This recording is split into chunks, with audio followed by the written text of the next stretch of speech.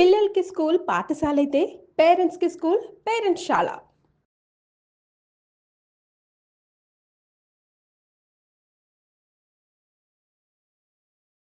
నమస్తే గురుగారు. గురుగారు, పితృదోషాలకి పిండ ప్రధానానికి ఏంటి వ్యత్యాసం? పితృదోషము పిండ ప్రధానము వీక్షించేటువంటి మన సుమన్ టీవీ ప్రేక్షకుల్లో చాలామంది ఈ పితృదోషాలకు సంబంధించినటువంటి వీడియోలు చేసినప్పుడైనా, అలాగే పోయిన సంవత్సరం ఈ పితృపక్షాలకు సంబంధించినటువంటి ఈ కార్యక్రమాలు చేసినప్పుడు కూడా చాలామంది సందేహాలు కాల్స్ రూపంలో మనకు లేదా కామెంట్ రూపంలో మనకు తెలియజేస్తున్నారమ్మా. చాలామంది అనుకునేటువంటిది ఏంటంటే పిండ ప్రధానమైన పితృదోషమైన ఒకటే అనుకుంటున్నారు. కాదా గురుగారు? అస్సలు కాదు. ఈ యొక్క విధానంతోనే ఇప్పుడు మా దగ్గరికి అపాయింట్మెంట్ కోసం వచ్చినప్పుడు ఎవరికైనా పితృదోషం ఉంది అన్నప్పుడు చెప్పినప్పుడు సరేనండి తలకాయ ఊపుతారు. తర్వాత పరిహారం చేయించుకున్నారని కొన్నాళ్ళ తర్వాత అడిగితే చేయించామండి అని చెప్తారు. కానీ జరిగిన తర్వాత ఎలా చేశారు, ఏం చేశారు ఒకసారి విధానం చెప్పండి అంటే, మా ఇంటికి వచ్చారండి, చక్కగా పిండ ప్రదానం చేయించారు, తర్పణాలు వదిలారు, ఇవే స్వయం భాగం ఇచ్చాం, ఇదే చెప్పారు పంతులు గారు, పితృదోషం అన్నా పిండ ప్రదానం అని చెప్పి అన్నారు అంటే, అయ్యో అనవసరంగా మీరు పిండ ప్రదానం చేయించుకున్నారు, పితృదోషం వేరు పిండ ప్రదానం వేరు అనేటువంటి విషయాన్ని తెలుసుకోలేకపోయారు. చాలామంది ఈ యొక్క అజ్ఞానంలో ఉన్నారమ్మా. పితృదోషం అనంటే తండ్రి వైపు 7 తరాలు, తల్లి వైపు 4 తరాల్లో కుటుంబంలో ఏవైనా దుర్మరణాలు ఉన్నా, అంటే road accident, fire accident, suicide attempt, నదిలో బావిలో పడి చనిపోవడం, ఇంట్లోంచి వెళ్ళిపోవడం, లివర్ ఫెయిలే, కిడ్నీ ఫెయిలే, క్యాన్సర్తో చనిపోవడం, 60 సంవత్సరాల లోపల అల్పాయుషుతో ఏ విధంగా చనిపోయినా, అలాగే కరోనాతో చనిపోయినా, స్త్రీ హత్య, గోహత్య, బ్రాహ్మణ హత్య, అలాగే పిల్లిని చంపిన, కాలసర్పదోషంలో జన్మించిన, కుటుంబ సభ్యుల మధ్య అవగాహన లేక ఎవరికి వాళ్ళు ఎవరి దారి వారదన్నట్టుగా ఉంటున్నా, కుటుంబంలో ఎవరికి పెళ్ళిళ్ళు కాకుండా ఇబ్బంది పడుతున్నా, పెళ్ళిళ్ళు అయినప్పటికీ సంతానంతో కలగక ఇబ్బంది పడుతూ ఉన్నా, ఎప్పుడు మిస్క్యారీస్ అవుతూ ఉన్నా, అలాగే కులాంతర మతాంతర వివాహాలు కుటుంబంలో జరిగినా, శారీరక మానసిక లోపాలతో పిల్లలు జన్మించినా, అలాగే ఎన్ని పెళ్ళిళ్ళు అయినప్పటికీ డైవర్స్లు అవుతూనే ఉంటుంటాయి, మళ్ళీ కొత్తగా పెళ్లి చేసుకుంటూ ఉంటుంటారు. ఒక సుఖమైన దాంపత్య జీవితం ఒకరి జీవితంలో లేకపోయినా, అలాగే ఇలా ఎన్ని పూజలు చేసినా ఆ పూజా ఫలితం పొందకుండా ప్రయత్నాలన్నీ అక్కడే ఆగిపోయినా, జీవితంలో అభివృద్ధి అనేటువంటిది లేకుండా ఎక్కడ వేసిన గొంగడు అక్కడనే అన్నట్టుగా ఉండి, ఎక్కడ మొదలు పెట్టామో కొద్దిగా ఎదుగుదల ఉంటుంది తప్ప అనుకున్నంత ఎదుగుదల లేకపోయినా, అన్ని నోటి దాకా వచ్చి, అన్ని ప్రయత్నాల్లో నోటి దాకా వచ్చి వెనక్కి వెళ్ళిపోయినా, అలాగే ఇంకా ముఖ్యంగా చెప్పాలంటే ఒక తీరని కోరిక వాళ్ళలో ఉండిపోతుంది. ఇల్లు కట్టుకోవాలనో, కారు కొనుక్కోవాలనో, లేకపోతే మంచి ఉద్యోగంలో స్థిరపడాలనో, కొంతమంది గవర్నమెంట్ కోసం ప్రయత్నం చేస్తుంటారు. అన్ని దాదాపు 3-4 ఇంటర్వ్యూల దాకా వెళతారు, ఇంటర్వ్యూలో ఫెయిల్ అయిపోతారు. ఇట్లాంటివి అంటే అవకాశాలన్నీ ఇక అయిపోతున్నట్టు అనిపిస్తాయి, కానీ ఏది పూర్తి కాకుండా పోతుంటాయి. కొంతమంది వ్యాపారం చేస్తుంటారు, ఇక అయిపోయింది, ఇక ఆ టెండర్లు మనకే వచ్చాయనుకుంటారు, కానీ ఎవరికో పోతుంటాయి. అంత కాన్ఫిడెంట్గా జీవితంలో ఉండి ఒకేసారి డబాలన కింద పడిపోవడం, ఇలాంటి స్థితిలో ఇటువంటి లక్షణాలు ఏ కుటుంబంలోనైతే ఉంటాయో ఆ కుటుంబంలో, ఇంకా చెప్పాలి అంటే మందులకి నయం కాని రోగాలతో బాధపడుతున్న, తరచూ యాక్సిడెంట్స్కి గురవుతున్న, అలాగే నరఘోష నరదృష్టి ప్రయోగ బాధలు తరచూ పిల్లల కుటుంబాల మీద పడుతున్నా, ఇవన్నీ పితృశాపాలే. అంటే ఇంట్లో ఎవరిపైన ఎఫెక్ట్ ఎక్కువగా అందరికీ ఉంటుంది, ఒకరి వ్యక్తిగత జాతకం మీద ఆధారపడి. అందుకనే చెప్పాను, తండ్రి వైపు 7 తరాలు, తల్లి వైపు 4 తరాలు అనేది లెక్కలో తీసుకోమన్నది. భార్య వివాహం అయింది కదా, దీనికి లెక్కలే రాదు కదా అని చెప్పానంటారు. కానీ భార్య వైపు 3 తరాలు, 4 తరాలు, భర్త వైపు 7 తరాలు లెక్కలోకి తీసుకోవాల్సిందే. కాబట్టి ఇలా పితృదోషము అనేటువంటిది లేదా పితృశాపం అనేటువంటి చెప్పినప్పుడు చాలామంది మొబైల్లో తమకు తెలిసినటువంటి సమాచారాన్ని చూసుకొని వాళ్ళకి ముక్కు మొహం తెలని వాళ్ళకి ఫోన్లు చేసి వెళ్ళిపోతారు. అక్కడ చేయించేటువంటి పరిహారాల్లో ఎలా ఉంటుందనంటే, యజ్ఞోపవీతం ఉన్నటువంటి కుటుంబాలకైతే ఒక రకంగా చేస్తారు, యజ్ఞోపవీతం లేని కుటుంబాలకి ఇంకొక రకంగా చేస్తారు. తద్వారా మోసపోతున్నారు. పైగా ఇవి చేయించేటువంటి ఆశ్రమాలు భారతదేశంలో 21 చోట్ల ప్రాంతాల్లో ఉన్నాయి. ఒక్కొక్క ఆశ్రమంలో 15 నుంచి 20 మంది చేయించే వాళ్ళు ఉంటారు. ఉన్నప్పుడు ఏం జరుగుతుందనంటే, అందులో ఒకరిద్దరు మాత్రమే ఎక్స్పర్ట్స్ ఉంటారు, మిగతా వాళ్ళందరూ కూడా ట్రైనీలు, అప్పుడప్పుడే వచ్చేటువంటి వాళ్ళు. కాబట్టి వాళ్ళు చాలా స్పీడ్గా చేయించేస్తుంటారు, సరిగ్గా చేయించరు. అందువల్ల ముక్కు మొహం తెలని వాళ్ళ దగ్గర పోయినప్పుడు వాళ్ళు ఒక బిజినెస్ గానే ట్రీట్ చేస్తారు తప్ప వీళ్ళకి దోషాన్ని తొలగించాలనేటువంటి భావన ఉండదు. అందుకనే ఇది గమనిస్తూనే ఈ పితృదోషం గురించి గత 15 సంవత్సరాలుగా చెప్తూ వస్తున్నాము. గత 10 సంవత్సరాలుగా ఇటువంటి కార్యక్రమాలు మన పీఠం ఆధ్వర్యంలో తరచుగా చేయిస్తూ ఉన్నాం. తరచుగా చేయిస్తున్నప్పుడు ఏం జరుగుతుందనంటే, మనం దగ్గరుండి తీసుకుపోతామమ్మా. తీసుకుపోయి చక్కగా ఈ యొక్క యజ్ఞోపవీత ధారణ ఉన్నటువంటి కుటుంబాలకు ఏ విధంగా సశాస్త్రీయంగా జరుగుతుందో అదే విధంగా అందరికీ సశాస్త్రీయంగా చేయించడం జరుగుతుంది. ఇప్పుడు పూజ చేసే విధానంలో వాళ్ళకేం తెలుస్తుంది, ఇట్లా పూజ ఇలా చేయాలి అలా చేయాలని తెలియదు. కాబట్టి తెలవనటువంటి వాళ్ళకి ఏది పూజ చేసినారని అనుకుంటుంటారు. కానీ మనమైతే దగ్గరుండి భయంతో, అందరికంటే ముఖ్యంగా వాళ్ళకి ఆ పితృదోషం తొలగాలనేటువంటి ఒక ఆర్ద్రమైనటువంటి హృదయంతో చక్కగా దగ్గరుండి చేయి పట్టుకొని అలా చక్కగా నిదానముగా ఎటువంటి తొట్టుపాటు లేకుండా చక్కగా ఇటువంటి కార్యక్రమం అనేటువంటిది తరచుగా చేయిస్తూ వస్తున్నాం. ఇప్పుడు పితృపక్షాలు అనేటువంటివి మనకు ఉన్నాయి. ఈ పితృపక్షాలు కూడా ఈ యొక్క పితృదోష నివారణకి అనుకూలమైనటువంటి పరిస్థితి ఉన్నటువంటిది. కాబట్టి మామూలు రోజుల్లో జరిగేటువంటి పితృదోషం కంటే ఈ పితృపక్షాలలో కనుక జయించుకునే పితృదోషం అనేటువంటిది చాలా ఎఫెక్టివ్గా ఉంటుంది, ఫలితాలు శీఘ్రంగా ఉంటాయి. అయితే చాలా మంది ఏమనుకుంటారంటే కోరికలు తీరడం కోసం ఈ యొక్క పితృదోషం చేయించుకుంటుంటారు, కానీ కుటుంబంలో మోక్షాన్ని పొందనటువంటి ఇలా దుర్మరణం పాలైనారు కదా, వాళ్ళకి మోక్షాన్ని పొందకుండా ఉంటుంటారు.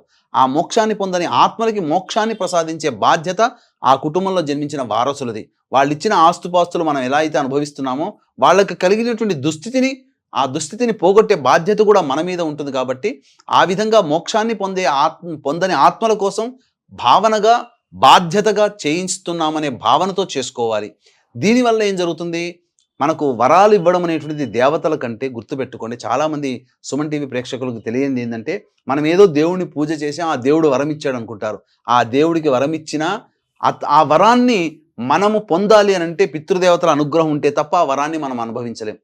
వరాలు ఇవ్వడానికి ఏంటంటే ఇస్తాడు, కానీ ఆ వరాన్ని అనుభవింపచేసే శక్తిని పితృలోకం నుంచే వస్తుంది. మనకు ఈ మానవులకి పితృలోకం నుంచే వస్తుంది. కాబట్టి ఈ పితృలోకంలో మనం ఉన్నాం, ఆ దేవతల యొక్క అనుగ్రహం వల్ల మనకు లభిస్తాయి. కాబట్టి పితృదేవత వల్లనే మనం ఈ యొక్క స్థితిని పొందుతామని చెప్పవచ్చు. అన్నిటికంటే ఈ పితృదోషంతో బాధపడేటువంటి కుటుంబాలలో చాలా మటుకు రిపీటెడ్గా జరుగుతుంటాయి. ఇప్పుడు ఎన్టీ రామారావు గారి కుటుంబంలో అందరూ దుర్మరణాలే. ఒక్కసారి ఎన్టీ రామారావు గారి తండ్రి కొడుకు రామకృష్ణ, మా మధ్య కొడుకు హరికృష్ణ, ఆయన కొడుకు జానకిరాము, ఎన్టీ రామారావు తమ్ముడి కొడుకు పెద్ద కొడుకు ఆయన, అలాగే కూతురు ఉమామహేశ్వరి, ఎన్టీ రామారావు గారి కూతురు, ఎన్టీ రామారావు గారి మనవరాలు పెద్ద కొడుకు కూతురు, వీళ్ళందరూ అందరికీ కూడా సాక్షాత్తు జూనియర్ ఎన్టీఆర్ కూడా మరణమంచు దాకా వెళ్ళొచ్చాడా దుర్మరణంకి, కార్ యాక్సిడెంట్, ఇలా దుర్మరణాలు జరుగుతుంటాయి. ఇప్పుడు ఇంకా చెప్పాలి అంటే ఇప్పుడు బిగ్ బాస్ 8 సీజన్లో నాగమణికంఠ అనేటువంటి అబ్బాయి ఉన్నాడు. అతని తండ్రి కూడా అతను చిన్నగా ఉన్నప్పుడు యాక్సిడెంట్లో పోయాడట. తర్వాత ఏమైపోయింది, కుటుంబం చిన్న భిన్నం అయిపోయింది. ఇప్పుడు ఏకాకిగా మిగిలాల్సినటువంటి పరిస్థితి వచ్చింది. వివాహం చేసుకున్న అక్కడ ఈ యొక్క సంబంధించినటువంటి ఆడపిల్లే పుట్టింది. అంటే ఈ యొక్క పితృదోషంలో ఒక లక్షణం ఏంటంటే కేవలం ఆడపిల్లలే సంతానంగా ఉంటారు, పురుష సంతానం ఉండదు. అలాగే కులాంతర మతాంతర వివాహాలు జరుగుతూ ఉంటాయి. కాబట్టి ఈ పితృశాప ప్రభావం ఉదయ్ కిరణ్ జీవితం చూసుకోండి, వాళ్ళ అన్నయ్య సూసైడ్ చేసుకున్నాడు MBBS చదివే సమయంలో, ఇతను సూసైడ్ చేసుకోవాల్సి వచ్చింది. అంటే ఒక తరంలో దుర్మరణం జరిగితే అది మళ్ళీ మారుబలులను కోరుకుంటుంది. కాబట్టి అది మొత్తం కంటిన్యూషన్ అమ్మా, దోషం పోయేంత వరకు ఆ విధంగా మారుబలులు జరుగుతూనే ఉంటాయి. కాబట్టి ఖచ్చితంగా వీక్షించేటువంటి ప్రేక్షకులు ఈ యొక్క పితృదోష నివారణ అనేటువంటిది జరిపించుకోవాలి. ఖచ్చితంగా జరిపించుకునే జీవితంలో అభివృద్ధి అనేటువంటిది ఉంటుంది. చాలా మందికి పెళ్లిళ్ళు కాకపోయినా, సంతానం కలగకపోయినా ఈ పితృదోషమే కారణం అమ్మ. జాతకం చూస్తే అంతా బాగుందంటారు, డాక్టర్ల దగ్గరికి పోతే అంతా మంచిగా ఉంది, ఇంకా హ్యాపీ అని అంటారు, కానీ వాళ్ళు సమస్యలతో సతమతం అవుతుంటారు. కాబట్టి దోషమేందో తెలియనటువంటి వాళ్ళందరూ కూడా ఈ పితృదోష నివారణ జరిపించుకుంటే సమస్య తీరిపోతుంది. ఇక మీరు అడిగినటువంటి రెండవ ప్రశ్న పిండ ప్రదానాలు. కాబట్టి ఇక్కడ ఏంటనంటే ఈ పితృదోష నివారణకి మన పీఠం ఆధ్వర్యంలో సశాస్త్రీయంగా ఈ నెల 25 మరియు 30 తారీఖుల్లో జరిపించడం జరుగుతుంది. అలాగే పిండ ప్రదానము పితృదోషం వేరు. పిండ ప్రదానం అనేటువంటిది గతించిన మానవులకి ఆకలి దప్పులను తీర్చడం కోసం ప్రతి సంవత్సరం వాళ్ళు చనిపోయినటువంటి తిథి రోజున జరిపించుకునేటువంటిది పిండ ప్రదానము మరియు తర్పణాది కార్యక్రమాలు. ఎలా చేయాలి, వాళ్ళు చనిపోయినటువంటి రోజున ఒక తిథి ఉంటుంది, ఒక మాసము ఒక తిథి, ఆ తిథి ప్రకారం వెయిట్ చేయాలి. ఆ మాసం ఆ తిథి రాగానే ఆ తిథి రోజున బ్రాహ్మణుణ్ణి పిలిపించి అప్పుడు ఆ రోజున చనిపోయినటువంటి వాళ్ళ యొక్క ఫోటోలు దక్షిణ దిక్కుగా పెట్టాలి. అక్కడ దీపారాధన, ఆవు నేతితో దీపారాధన చేయాలి. ఆ ఫోటోకి, చనిపోయిన వాళ్ళ ఫోటోకి అలంకరణ చేసి పూలమాల వేసి అగరబత్తి వెలిగించి బ్రాహ్మణుని పిలిపించిన తర్వాత అప్పుడు దక్షిణముఖంగా ఫేస్ పెట్టి గణపతి పూజ సంకల్పం చేసుకున్న తర్వాత అప్పుడు ఆ యొక్క బ్రాహ్మణుడి ద్వారా పిండ ప్రదానము తర్పణాది కార్యక్రమాలు మరియు స్వయం పాక దానం చేయాలి. మా కుటుంబంలో పిండ ప్రదానాలు చేసే అలవాటు లేదండి అంటారు, కానీ ప్రతి కుటుంబంలో ఉన్నాయి. యజ్ఞోపవీత ధారణ ఉన్నటువంటి కుటుంబాలకి అన్నప్రసాదంతో పిండము పెడితే మిగతా వాళ్ళకి బియ్యపిండి, యవలపిండి, అలాగే గోధుమ పిండితోనైనా కానీ పిండ ప్రదానాలు చేయవచ్చు. పిండ ప్రదానం చేసిన తదనంతరం తర్పణాది కార్యక్రమాలు, నువ్వుల నీళ్లతో తర్పణాలు వదలాలి. ఇలా ఈ బొటన వేలు, కుడి చేతి బొటన వేలు మీదుగా ఇలా వదులుతూ తర్పణాలు వదలాలి. పిండ ప్రదానం చేయడం వల్ల ఆకలి తీరుతుంది, తర్పణాలు వదలడం వల్ల పితృదేవతలకి దప్పిక తీరుతుంది. వీక్షించేటువంటి సుమన్ టీవీ ప్రేక్షకులు గమనించాల్సిన అంశం ఏంటంటే, మీ యొక్క కుటుంబ సభ్యులు చనిపోయినటువంటి మాసములో ఏ మాసంలో చనిపోతారో, అనగా ఇంగ్లీష్ మాసం కాదు, తెలుగు మాసం, ఏ తిథిన, కృష్ణపక్షమా శుక్లపక్షమా, ఆ పౌర్ణమి ముందా అమావాస్య ముందా అని తెలుసుకొని తద్వారా ఆ తిథి రోజున మీ యొక్క కుటుంబ సభ్యుల యొక్క వ్యక్తి యొక్క ఆత్మలు మీ కుటుంబంలో గుమ్మం దగ్గర ఉంటాయట. మా వారసుడు పిండ ప్రదానం చేస్తున్నాడు, అలాగే తర్పణాది కార్యక్రమాలు చేస్తున్నాడు, ఆ పుణ్యఫలాన్ని తీసుకొని మేము మా లోకానికి వెళ్ళిపోవాలి, మాకున్నటువంటి బాధల్ని తగ్గించుకోవాలి అనేటువంటి ఒక కర్మను తగ్గించుకోవాలని ఎదురు చూస్తారట. ఎప్పుడైతే మధ్యాహ్నం అపరాహ్న కాలం వరకు, అనగా మధ్యాహ్నం 3 గంటల వరకు చూసి ఛీ దుర్మార్గుడు, ఇటువంటి వాణ్ణి మన వంశంలో కన్నామని చెప్పి తిట్టుకుంటూ పోతారట. ఆ పితృదేవతల యొక్క ఆగ్రహం కలిగిన నాడు మీరు జీవితంలో అభివృద్ధికి ఉండరు. ఈ పితృ కార్యక్రమాలు సశాస్త్రీయంగా సకాలంలో ప్రతి సంవత్సరం పాటిస్తున్నటువంటి వ్యక్తి యొక్క కుటుంబాల్లో దినదిన ప్రవర్ధమానంగా ఎదుగుతున్నటువంటి కుటుంబాలే తప్ప జీవితంలో అపజయం ఎదుర్కొన్నటువంటి కుటుంబాలు ఈ పితృ కార్యక్రమాలు చేసే వాళ్ళలో ఉంటాయి. కాబట్టి ఈ పితృ కార్యక్రమాలు, పిండ ప్రదానము, తర్పణాది కార్యక్రమాలు వదిలిన తర్వాత బ్రాహ్మడు ఎలాగో ఇంట్లో భోజనం చేయడు కాబట్టి బ్రాహ్మడి భోజనానికి అవసరమైనటువంటి భాండాగారము, కిచెన్ సామాన్లు ఆ బ్రాహ్మడికి వీలైతే వస్త్రం ఇచ్చి, ఆ బ్రాహ్మడికి తగు దక్షిణ ఇచ్చి బ్రాహ్మడి ఆశీర్వచనం తీసుకోండి. ఈ విధంగా మీకు అవకాశం ఉంటే దగ్గరలోని ఏదైనా ప్రదేశాలలో మీ యొక్క కుటుంబ సభ్యుల పేరు మీద అన్నదాన కార్యక్రమం అప్పుడు జరిపించండి. ఈ విధంగా చేయడం వల్ల సంపూర్ణమైనటువంటి పితృదేవత అనుగ్రహం కలుగుతుంది. ఇప్పుడు వచ్చేటువంటిది పితృపక్షాలు 18వ తారీఖు నుంచి అక్టోబర్ 2వ తారీఖు వరకు ఏర్పడేటువంటివి పితృపక్షాలు.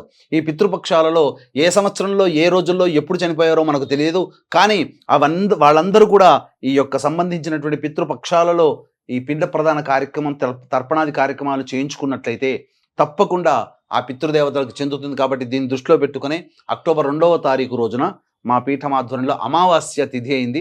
ఆ అమావాస్య తిథి రోజున ఈ యొక్క పిండ ప్రదాన కార్యక్రమం అనేటువంటిది జరిపించడం జరుగుతుంది. మీరు రాలేకపోయినా మీ యొక్క తండ్రి వైపు 3 తరాలు, తల్లి వైపు 3 తరాల్లో ఉన్నటువంటి వ్యక్తుల యొక్క పేర్లతో ఈ యొక్క పిండ ప్రదానము, తర్పణాది కార్యక్రమాలు అనేటువంటివి జరిపించడం జరుగుతుంది. కాబట్టి అవకాశం ఉన్న వాళ్ళు కార్యక్రమ తదనంతరం కాంటాక్ట్ చేసి, ఈ పిండ ప్రదానం పితృపక్షాలలో అక్టోబర్ 2వ తారీఖు రోజున జరుగుతుంది. కాబట్టి అవకాశం ఉన్న వాళ్ళు కార్యక్రమ తదనంతరం కాంటాక్ట్ చేసి పిండ ప్రదాన కార్యక్రమ విశేషాలు తెలుసుకొని ఆ విధంగా మీరు నమోదు చేసుకోవచ్చు. మళ్ళీ చెప్తున్నాము, పిండ ప్రదానము వేరు, పితృదోషము వేరు. పితృదోష నివారణకి సెప్టెంబర్ 25, 30 తారీఖుల్లో జరిగితే ఈ యొక్క భాద్రపద మాసంలో అమావాస్య రోజున పిండ ప్రదానం అనేటువంటిది జరుగుతుంది. కాబట్టి దీన్ని దృష్టిలో పెట్టుకొని మీరు ఈ తదనుగుణంగా మీ యొక్క ఆలోచనలతో కార్యక్రమ తదనంతరం కాంటాక్ట్ చేసి పూర్తి వివరాలు తెలుసుకోవచ్చు. ఎవరికైనా చనిపోయిన వారి తిథి నక్షత్రం అది తెలియకపోతే గురుగారు అమావాస్య రోజు సామూహికంగా ఇచ్చుకోవచ్చు అంటారు కదా? తప్పకుండా చేయొచ్చమ్మా. ఎవరికీ తెలియనుకుంటున్నాడు, అమావాస్య కాదు, ఈ పితృపక్షాల్లో ఎప్పుడైనా చేయొచ్చు. ఇక ఆఖరి అమావాస్య, ఆఖరి గడువుగా మనం పెట్టుకుని ఆఖరి అమావాస్య రోజునైనా చేసుకోవచ్చు. ధన్యవాదాలు గురుగారు. సర్వం శ్రీ ఉమామహేశ్వర పరబ్రహ్మార్పణమస్తు.